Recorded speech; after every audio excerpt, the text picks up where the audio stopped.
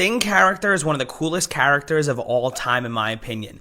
When I was little growing up, all of my cousins were huge WCW and WWE fans. I was the youngest of all my cousins, so they were already like teenagers and basically adults at the point where I was like 3-4 years old when all of that stuff was going on. We used to watch the WCW tape of the Nitro episode. Like, I would ask them to turn this on all the time, where they had the army of fake Stings, and then finally you had, and that's the real Sting, when he hits the Scorpion Death Drop on Buff Bagwell.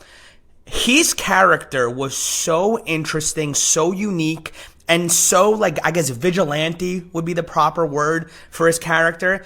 And then me watching his character in TNA, I don't think I've ever had another character in the history of professional wrestling that made you feel the way that Sting's character did. Like, it wasn't exactly like an Undertaker type character. It wasn't exactly like a Bray Wyatt type character. It's so hard to, like, explain what his character made you feel emotion-wise. And, like, you didn't know if he was a good guy or a bad guy, right? Because he was like that dude in the shadows and stuff like that. He had the face paint where you're like, it's kind of like a mischievous, evil type face paint. He was this dark figure, but he also did good things. He kind of went after the bad guys and stuff like that. So he was like, kind of like the Batman in that instance. But do you think we'll ever see a character like Sting again in professional wrestling? And do you think that it's possible for anyone to actually pull it off?